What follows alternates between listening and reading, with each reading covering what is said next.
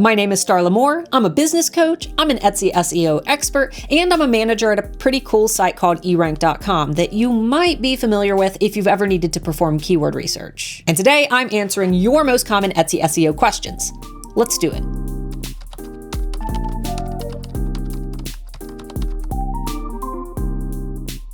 Okay, I know long tail keywords are important for search, but Etsy tags only allow 20 characters. How do I make them fit? This is such a common question, but the answer is astoundingly simple. Basically, you'll just want to break your keywords apart in a way that makes the most sense. So for example, in my first Etsy shop, I sold key necklaces, and I commonly ran into the issue with the term skeleton key necklace because it was too long. Well, how can we break this up? I could divide it here to make skeleton and key necklace, but that doesn't make much sense because I'm not selling a skeleton. So it'd probably make more sense to divide it here to make the keyword phrase skeleton key and necklace. And to go a bit deeper, I might add another word into our necklace tag, such as silver. Etsy's algorithm has two parts, exact matching and broad matching. Exact matches are the best because they send the strongest signals to Etsy, but in order to make an exact match, your keywords need to be right next to each other in the case of your title. Or in the case of your tags, they need to be contained within the same tag.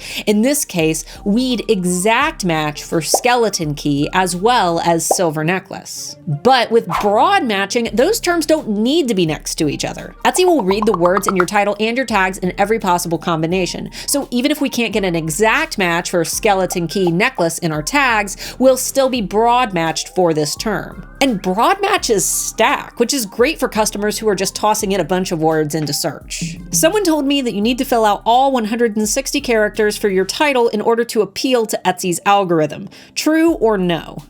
No, you don't. But I can see the logic behind why people may think this. Remember how I said that Etsy can mix and match all of your words through broad matching? Every time that you add a new keyword to your title, you basically increase the number of combinations that you could be matching for, both exact matches and broad matches. So in theory, more keywords in your title would equal more opportunities to be discovered in search. But, big giant but, Etsy specifically tells us in their ultimate guide to search that sellers should focus on writing short, clear, and descriptive titles because titles like these make it easier for shoppers to figure out what you're selling. It also helps to set your listings apart from those ugly keyword stuff titles that we're used to seeing on sites like Amazon and eBay. So, which are better? I always recommend testing both. Both work. Both can help to get you found in search, but everyone's unique target customers will respond differently to your listings. Some may not care about the long titles, but some may assume that they look scammy and spammy. So test both, but keep in mind that there's no magical algorithmic benefit to using exactly 160 characters. I want to list several pillows that are essentially the same, but with different prints on them.